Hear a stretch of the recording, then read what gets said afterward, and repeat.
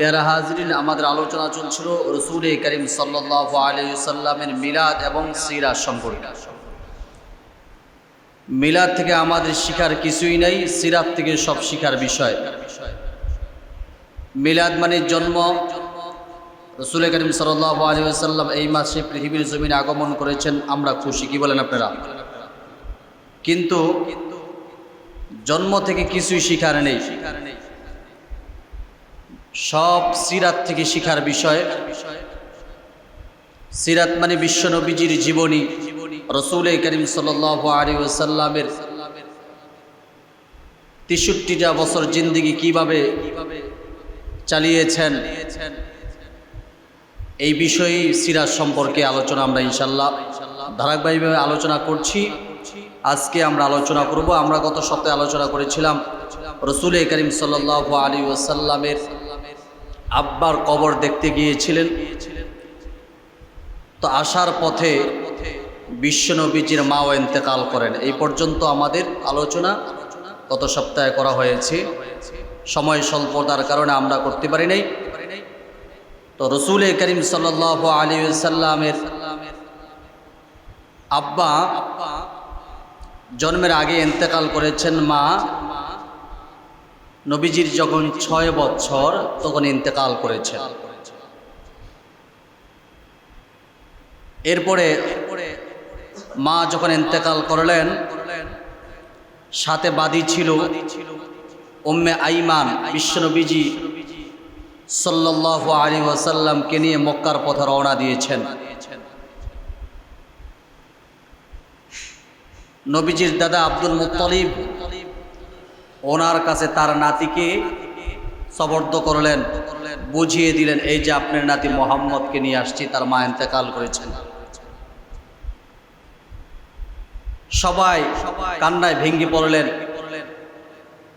এখন এই এতিম শিশু মোহাম্মদের লালন পালনের দায়িত্ব কি নেই?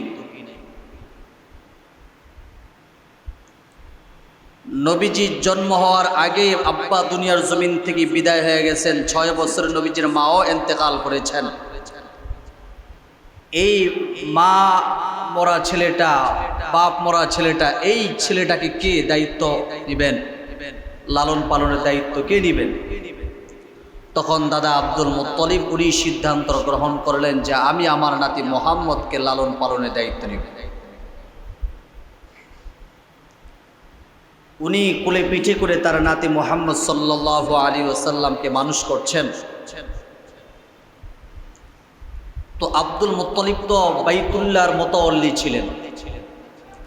নবীজির দাদা আব্দুল মুত্তালিব বাইতুল্লাহর মুতাওয়াল্লি ছিলেন। ওনার সম্মান ইজ্জত আল্লাহ বাড়িয়ে দিয়েছেন। উনি যখন খানায়ে কাবার পাশে যাইতেন, ওনার জন্য স্পেশাল কিছু বিছানা করে রাখেন। এই বিছানায় যত বড়ই নেতা হোক না কেন সেখানে বসতে পারতো না, কারো অনুমোদন ছিল না, শুধু একমাত্র আব্দুল মুত্তালিব সেখানে বসতেন। এমনকি ছোট্ট বাচ্চারা যখন যাইতো, ওই বাচ্চারাও ওই বিছানায় বসতো না, আশেপাশে বসত। কিন্তু আশ্চর্যের বিষয় হলো রসুল করিম সাল্লাল্লাহু আলাইহি ওয়াসাল্লাম ছোট্ট মানুষ, তো দাদার হাত ধইরা যখন খানায় কাবার পাশে যাইতেন, তখন উনি ওই বিছনার একেবারে মাঝখানে গিয়ে বসতেন। চাচারা বলতেন, মোহাম্মদ এদিকে চলে আসো, এখানে তোমার দাদা বসবে, তুমি এদিকে চলে আসো। ইঙ্গিত দিতেন, তারপরে যাইতেন। তখন আব্দুল মুত্তালিব বলতেন, মোহাম্মদকে এখানে বসার বাধা দিও না, মোহাম্মদরে এখানে বসার অনুমোদন দাও। আরে আমি তাকে কি সম্মান দিব? তার সম্মান তো দিয়েছেন আল্লাহ, তার ইজ্জত দিয়েছেন আল্লাহ। অতএব তাকে বাধা দিও না, সে এখানেই বসুক। দাদা আব্দুল মুত্তালিব মোহাম্মদকে কোলে নিয়ে আরো মাঝখানে আরাম জায়গায় বসে। পেয়ারা হাজরিন, এইভাবে দাদা আব্দুল মুত্তালিব নাতিকে খুব মহাব্বত করেন, ভালোবাসেন। নাতির চেহারার দিকে তাকাইয়া উনি মুস্কি মুস্কি হাসতেন আর বলতেন, এই মোহাম্মদই হবে হাদা সৈয়দুল মুরসালিন, এই মোহাম্মদ হবে সারা বিশ্ব জাহানের নেতা। সুবহানাল্লাহ। তো আল্লাহর কি খেলা, বিশ্ব নবীজির যখন 8 বছর হলেন, আল্লাহ রাব্বুল আলামিন আব্দুল মুত্তালিবেরও মৃত্যু ঘটাই দিলেন, ওনারও মৃত্যু হয়ে গেল। বিশ্ব নবীজি মা হারাইলেন, বাবা হারাইলেন। যেই দাদা কোলে পিঠে করে মানুষ করেছেন, মাত্র 8 বছরের ব্যবধানে নবীজির দাদা দুনিয়ার জমিন থেকে বিদায় হয়ে গেছে। মা তো 6 বছরে, আর দাদা 2 বছর পরে ইন্তেকাল করলেন। নবীজি একেবারে ভেঙে পড়লেন। তো আব্দুল মুত্তালিবের মৃত্যুর আগে কিছু ওসিয়ত করে গেছিলেন তার সন্তান আবু তলেবকে। আবু তলেব আবার আব্দুল্লাহর সাথে ভালো একটা সম্পর্ক ছিল নবীজির আব্বার সাথে, আর আবু তলেবও নবীজির আপন চাচা। দেখবেন এক ঘরে যদি 7 ভাই থাকে, 5 ভাই থাকে, সব ভাইয়ের সাথে কিন্তু এত একটা বেশি মিল থাকে না। কিছু কিছু ভাই থাকে একেবারে অনেক মিল থাকে, আছে না? যেমন আমি আমার বড় ভাইয়ের সাথে এত বেশি মিল না, এরপরেরটা যেটা এটার সাথে ঘুমাইতেও পারি, কিন্তু বড় ভাইয়ের সাথে দেখলে কেমন যেন লজ্জা লজ্জা লাগে, এমন আছে না? বড় ভাইয়ের আগেতেই ভয় পাইতাম, যেহেতু লেখাপড়া করাইছেন। তো বড় ভাইরা এখনো ভয় পায় বাপের মতো, এখনো ওনার সামনে কথা বলতে পারি না ভয়ে। তো আব্দুল মুত্তালিব, আব্দুল্লাহ এবং আবু তলেব এরা খুব মিল ছিল, 2 ভাই। এজন্য আব্দুল মুত্তালিব মৃত্যুর আগে তার সন্তান আবু তলেবকে বললেন, মোহাম্মদের তো মাও নাই, বাবাও নাই, আমিও তো মৃত্যুর শয্যায় সজ্জিত হয়ে গেছি, আমিও তো মনে হয় 20 দিন বাঁচবো না, এই মোহাম্মদের লালন পালনের দায়িত্ব তোমাকে দিলাম। আবু তলেব উনি সাদর গ্রহণ করে নিলেন। আব্দুল মুত্তালিব বললেন, আবু তলেব তুমি এই মোহাম্মদের এমনভাবে লালন পালন করবা, তোমার যে সন্তান আছে এই সন্তানের চাইতেও বেশি মহব্বত করবা এই মোহাম্মদকে, কারণ এই মোহাম্মদের ভবিষ্যৎ অনেক সুন্দর। সুবহানাল্লাহ। তো দাদা যখন ইন্তেকাল করলেন, দায়িত্ব নিলেন আবু তলেব ভাতিজা মোহাম্মদের দিকে তাকাইয়া খুব মায়া লাগে, আমার ভাতিজা এত অল্প বয়সে বাবা হারাইছেন, দাদা হারাইছেন, মা হারাইছেন, এখন মার আদর তো সে পাবে না। উনি এমনভাবে আদর করতে লাগলেন, মহাব্বত করতে লাগলেন, নিজের যে আপন সন্তান আছে আপন সন্তানের চাইতেও বেশি মুহাম্মদ সাল্লাল্লাহু আলাইহি ওয়াসাল্লামকে মায়া করেন, যাতে করে মা হারানোর কষ্ট, বাবা হারানোর কষ্ট, দাদা হারানোর কষ্টটা যেন না বুঝতে পারে। সম্মানিত ভাইরা আমার, তো একদিন মক্কায় খুব দুর্ভিক্ষ দেখা দিল। বৃষ্টি না হওয়ার কারণে একেবারে ফসলগুলো সব নষ্ট হয়ে যাচ্ছে, কৃষকরা চাষাবাদ করতে পারছে না, মানুষ অতিষ্ঠ হয়ে গেছে। বৃষ্টি নাই, বৃষ্টি না হলে তো ফসল হয় না, জমিগুলি একেবারে খড় হয়ে গেছে, শুকনো হয়ে গেছে, যার কারণে যে ফসলগুলো করেছিল ওই ফসলগুলোও মারা যাচ্ছে। তো কিছু লোক আবু তলেবের কাছে চলে গেলেন, বললেন, আবু তলেব বৃষ্টি হচ্ছে না, আল্লাহর কাছে একটু দোয়া করেন, আল্লাহ যেন বৃষ্টির ব্যবস্থা করে দেয়। উনি লোকদেরকে নিয়ে পাশে তার ভাতিজা মোহাম্মদকে নিয়ে খানায় কাবার পাশে চলে গেলেন। বিশ্বনবীজিকে বাইতুল্লাহর সাথে হেলান দিয়ে বসাইলেন, বললেন, ভাতিজা মোহাম্মদ তুমি দোয়া করো, আল্লাহ তোমার দোয়া কবুল করবেন। রাসূল করিম সাল্লাল্লাহু আলাইহি ওয়াসাল্লাম সবাইকে নিয়ে দোয়া করলেন। বিশ্বনবীজি আঙ্গুলটা এইভাবে আকাশের দিকে উঠাইলেন, ওঠানের সাথে সাথে পুরা আকাশটা মেঘাচ্ছন্ন হয়ে গেল। মুহূর্তের ভিতরে এমন মুষলধার বৃষ্টি হলো, ওই বৃষ্টিতে খাল বিল পুকুর রাস্তাঘাট সব পানি দিয়া তলায় গেছে। সবাই খুশি। রহমতের নবী দোয়া করেছেন, আল্লাহ ওনার দোয়া কবুল করেছেন, বৃষ্টি দিয়া সবার কলিজা ঠান্ডা করে দিয়েছেন। সম্মানিত ভাইয়ের আমার, নবীজির আরো অনেক মুআজিজা আছে, এগুলো একে একে বলতে গেলে অনেক সময় লেগে যাবে। তো আবু তলেব বিশ্বনবীজিকে খুব লালন পালন করেন, মায়া করেন, কিন্তু আফসোসের বিষয় হলো উনি কিন্তু কালিমা পড়ে মুসলমান হন নাই। উনি বেঈমান অবস্থায় দুনিয়ার জমিন থেকে বিদায় নিয়েছেন। নবীজির আপন চাচা বিশ্বনবীজি যার ঘরে লালিত পালিত হয়েছে, এ আপন চাচা কালিমা পড়ে মুসলমান হয় নাই। কিছু সমাজে দুষ্ট বন্ধু আছে, এই জন্য কবি বলেন, তুমি এমন বন্ধুকে বানাইবা যে বন্ধু তোমার বিপদের সময়ও পাশে পাওয়া যায়। এমন বন্ধু আছে যখন বিপদে পড়ে যাবেন তখন কিন্তু পাশে দাঁড়ায় না, আছে। অনেক সময় দেখা যায় একটা ছেলে ভালো হতে চায়, কিন্তু কিছু খারাপ বন্ধুর কারণে সেও পথভ্রষ্ট হয়ে যায়, এমন আছে না?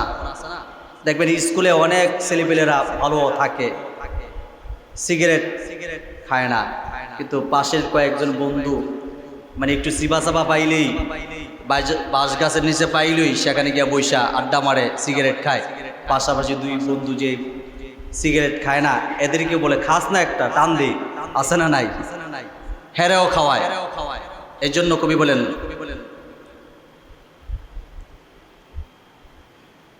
তো আবু তলেব একবার কালিমা পড়ে মুসলমান হবে, তখন কুরাইশের বড় বড় লিডারগুলো, টপ লেভেলের সন্ত্রাসগুলো আইসা বলতেছে, আবু তলেব, সারা জীবন তুমি নেতৃত্ব দিয়েছ, এখন মরণের সময় আসছে, এখন তুমি কালিমা পড়ে মুসলমান হয়ে যাইবা, মুহাম্মাদের ধর্মের কাছে তুমি পরাজিত, তাহলে তুমি কোথায় আমাদের নেতা হইলা? তোমার পাওয়ার কোথায়? তুমি আজকে মুহাম্মাদের সামনে তুমি পরাজিত। এই বেঈমানগুলো ওনাকে অসোয়াশা দিছে, যার কারণে উনি কালিমা পড়তে পারে না। এই বেঈমান অবস্থায় উনি মৃত্যুবরণ করেছেন। আল্লাহ রসুল দোয়া করেছিলেন ওনার জন্য, তবে আল্লাহ ওনাকে বিশ্বনবীজির খাতিরে, যেহেতু উনা বিশ্বনবীজিকে উনি লালন পালনের দায়িত্ব নিয়েছিল, এই জন্য কিয়ামতের ময়দানে সর্বনিম্ন শ্রেণী তাকে আযাব দেওয়া হবে। সে আযাবটা হবে এক জোড়া জাহান্নামের জুতা তাকে পরাইয়ে দেওয়া হবে।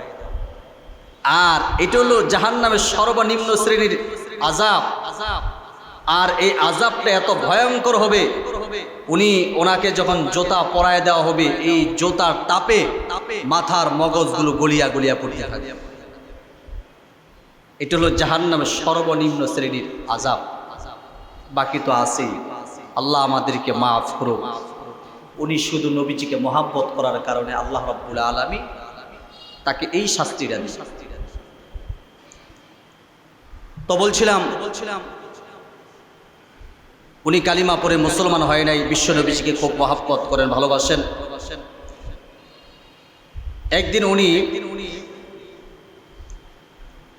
ব্যবসার উদ্দেশ্যে রওনা দিয়েছেন, শামে কাফেলাদের সাথে ব্যবসার উদ্দেশ্যে রওনা দিয়েছেন। তো সফরটা তো কষ্টদায়ক, নবীজিকে নিতে চান নাই, কিন্তু নবীজির চেহারার দিকে তাকাইয়া মনটা খারাপ দেখতেছেন। মুহাম্মদ মনে হয় আমার সাথে যাবে, বলে চলো ভাতিজা আমার সাথে। বিশ্ব নবীজি খুব খুশির সাথে চাচার সাথে রওনা দিয়েছেন। যখন বুসরা শহরে আসলেন, আসার পরে সেখানে একজন পাদ্রী থাকতেন, তাওরাত, ইনজিল, জবুর মানে আসমানি কিতাবের বড় পণ্ডিত ছিলেন, উনি বড় আলেম ছিলেন। ওই তাওরাত কিতাবে সব পড়েছেন বিশ্বনবীজি কোন মাসে আসবেন, বিশ্বনবীজির চেহারা কেমন হবে, হাত কেমন হবে, পাও কেমন হবে, বিশ্বনবীর খতমে নবুয়ত সম্পর্কে মানে এ টু জেড ওনার সব কিছু ধারণা আছে ওই তাওরাত কিতাব থেকে উনি পেয়েছেন। আবার এই মাসেই সফর করবেন এইটাও উনি জেনেছেন। তো ওনাদের ব্যবসায়ী কাফেলা আস্তে আস্তে যখন বুসরা শহরে আসলেন, উনি খবর পাইলেন যে এখানে একটা কাফেলা আসে। ইতিপূর্বে অনেকবার এই শহর দিয়ে অনেক কাফেলা গিয়েছে, উনি কখনো দেখে নাই। কিন্তু যখন আবু তলেবের এই কাফেলা আসলো, তখন উনি নিজেকে আর কন্ট্রোলে রাখতে পারলেন না, খালি বারবার মনে চাচ্ছে ওই কাফেলাকে দেখতে। উনি বুসরা শহরে চলে গেলেন। যাওয়ার পরে জিজ্ঞাসা করতেছেন, তোমাদের কাফেলার কতজন আছো, কে কে আছো, আমি দেখতে চাই। উনি তো অনেক পণ্ডিত ছিলেন, বড় আলেম ছিলেন।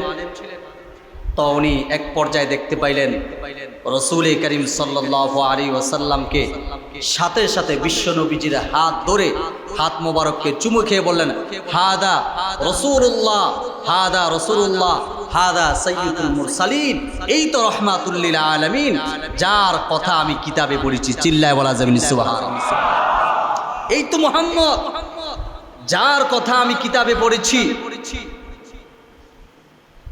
উনি অবাক হয়ে গেলেন।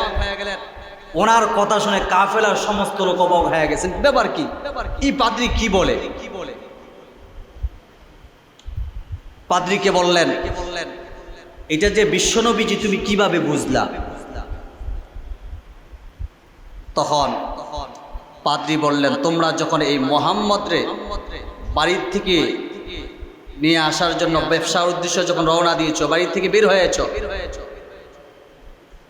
রাস্তার দুই পাশে যে গাছগুলো ছিল, এই গাছগুলো কি ওনাকে সেজদা করেছে? কয় হ্যাঁ, এটা তো দেখেছি।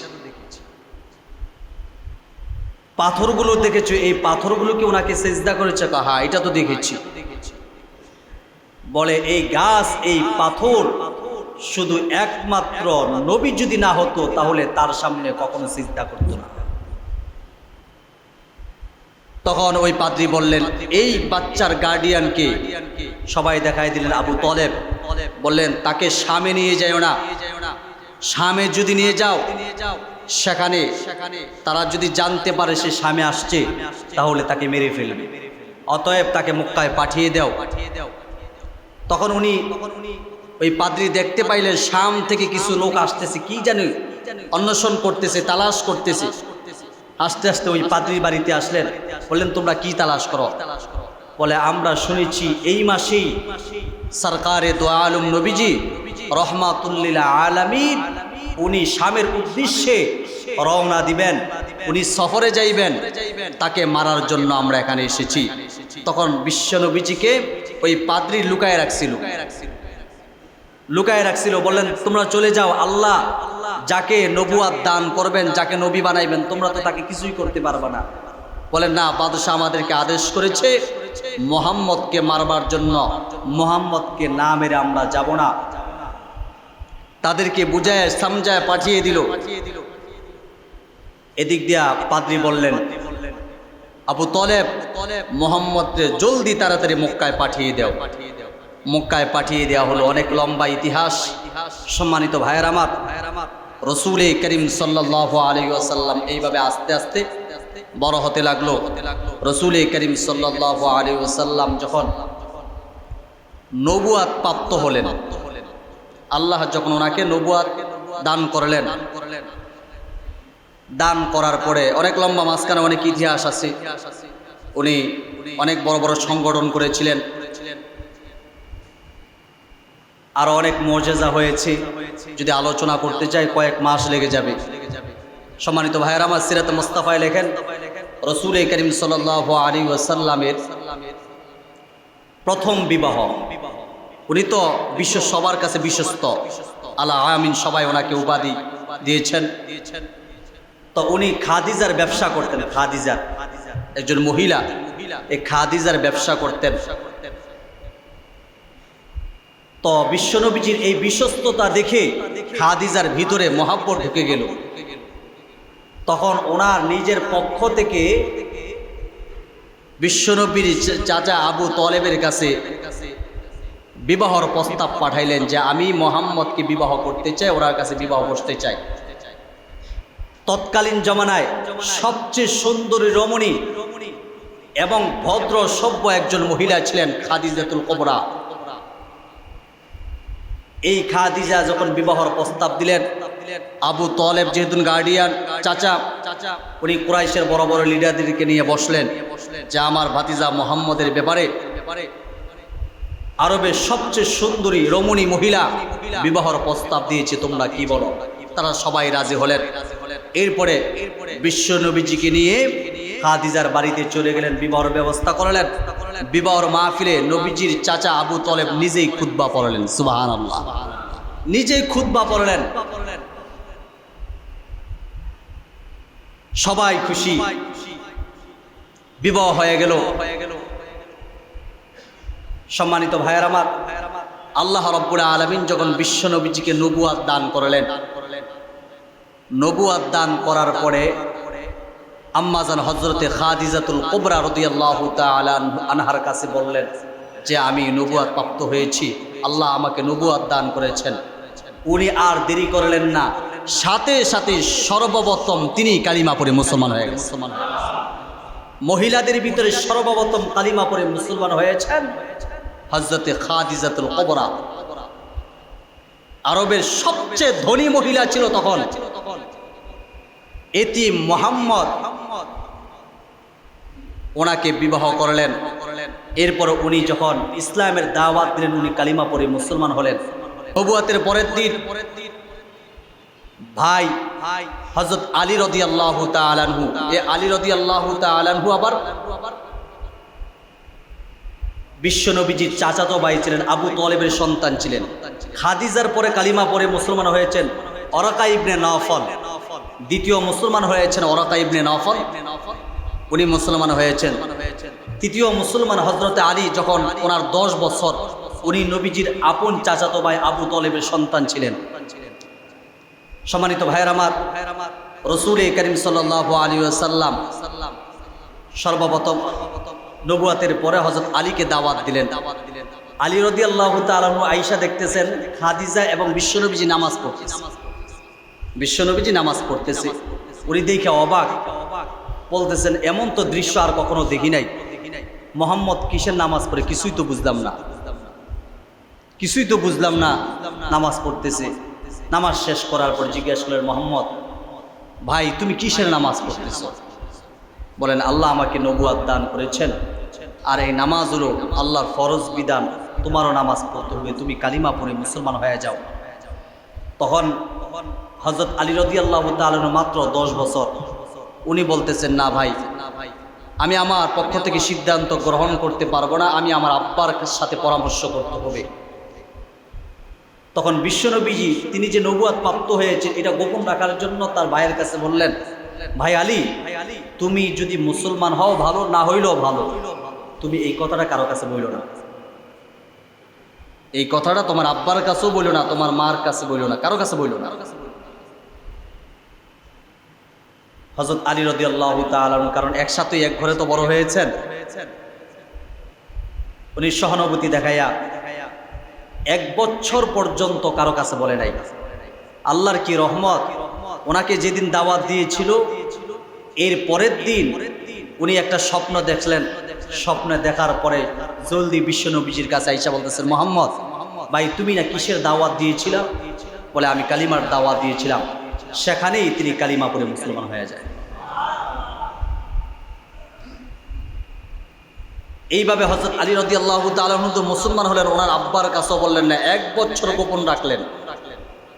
এরপরে নবীজি সাল্লাল্লাহু আলাইহি ওয়াসাল্লামের পালক পুত্র যায়েদ ইবনে হারেসা, উনি কালিমা পড়ে মুসলমান হয়ে গেলেন। তারপরে বিশ্বনবীজি যখন প্রকাশ্যে দাওয়াত শুরু করলেন, সম্মানিত ভাইয়ের আমার, নবীজির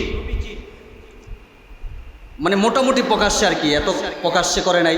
তখন কিছু কিছু আত্মীয় স্বজনের কাছে যায়, বন্ধু বান্ধবের কাছে যায়। সাউন্ড ঠিক করে কমাই দেন। নবীজির সবচেয়ে কাছের বন্ধু ছিলেন হযরতে আবু বকর। বিশ্বস্ত এবং বন্ধু বান্ধবের সাথে সবচেয়ে বেশি, মানে বন্ধুদের সাথে সবচেয়ে বেশি চলেছেন হযরত আবু বকরের সাথে।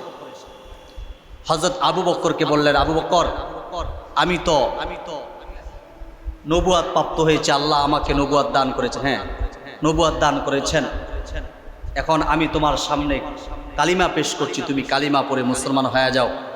বিশ্বনবীজি বলার সাথে সাথে আবু বকর 1 মিনিটও দেরি করে নাই, সাথে সাথে কালিমা পড়ে মুসলমান হয়ে গেছে। এই হলো রাসূল করিম সাল্লাল্লাহু আলাইহি ওয়াসাল্লাম একের পর এক দাওয়াত দিচ্ছেন। এই জন্য আল্লাহ রাব্বুল আলামিন হযরত আবু বকরের কে এমনভাবে কবুল করেছেন, এমনভাবে আল্লাহ কবুল করেছেন। হযরত আবু বকরকে বিশ্বনবীজির পাশেই ঘুমিয়ে আছেন হযরত আবু বকর। বিশ্বনবীজির বিশ্বস্ত বন্ধু ছিলেন আবু বকর। আল্লাহ রাব্বুল আলামিনের আবু বকরের মর্যাদা এত বাড়িয়ে দিয়েছেন। আল্লাহ বলেন, বিশ্বনবীজি বলেছেন, আবু বকরের আমলনামা যদি এক পাল্লায় রাখা হয় আর সারা দুনিয়ার মানুষের আমলনামা যদি আরেক পাল্লায় রাখা হয়, আবু বকরের আমলনামার পাল্লাটাই ভারী হয়ে যায়।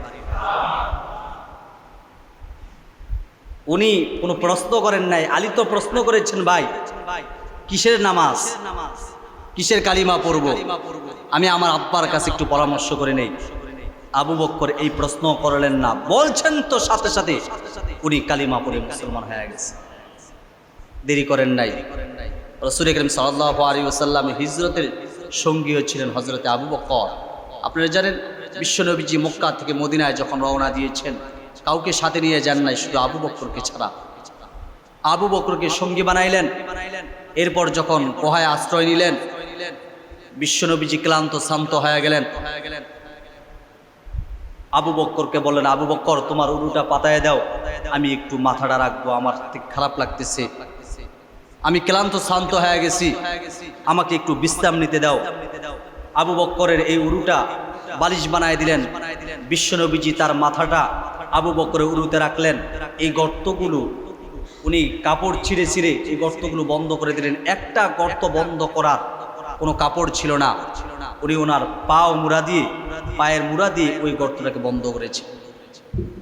তখন ওই সাপটা ওনাকে ধ্বংসন করেছিল।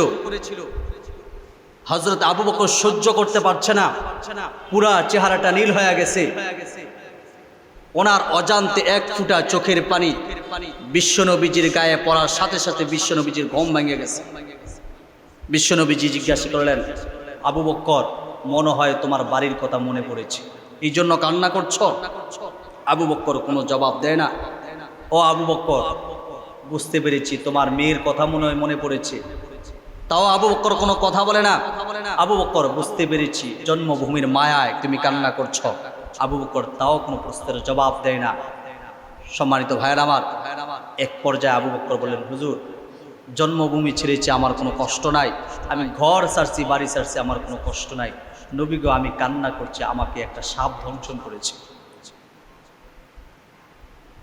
ওই সাপটা যখন গর্তের ভিতর থেকে বেরোয় আসলো, অটোমেটিক তার জবান খুলে গেল। বিশ্বনবীজি প্রশ্ন করলেন, তুমি কেন এই গর্তের ভিতরে? সাপ বলতেছেন, ইয়া রাসূলুল্লাহ, আমি শুনেছি আপনি এই গর্তে আসবেন, আপনার চেহারা মোবারক দেখার জন্য শত শত বছর আমি এই গর্তে অপেক্ষা করতেছি।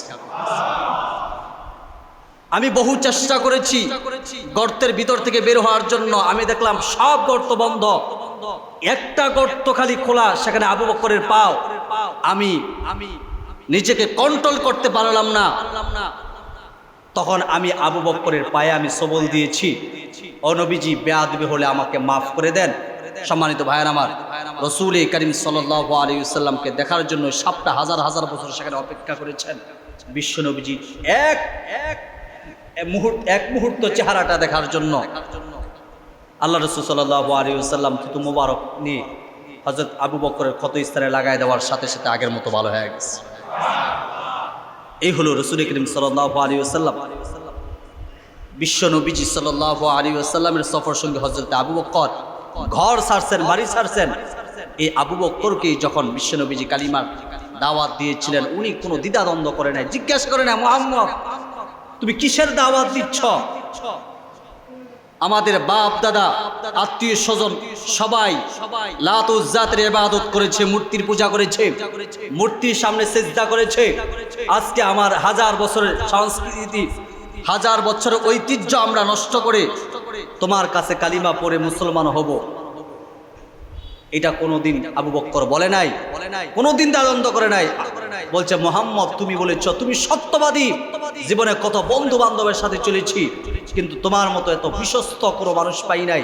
ও বিশ্বনবীজি মুহাম্মদ, তুমি যেহেতু বলেছো আমি কালিমা পড়ে মুসলমান হতে, আর আমি দেরি করব না, তোমার হাতটা সামনে বাড়ায়া দাও, এই মুহূর্তে আমি কালিমা পড়ে মুসলমান হয়ে যাই। আবু বকর সুবহানাল্লাহি ওয়া বিহামদিহি, একের পর এক এইভাবে মানুষ কালিমা পড়ে মুসলমান হতে লাগলো। অনেক লম্বা ইতিহাস। সম্মানিত ভাইয়েরা আমার, সামনে আলোচনা করব, বাকি আলোচনা আল্লাহ রাব্বুল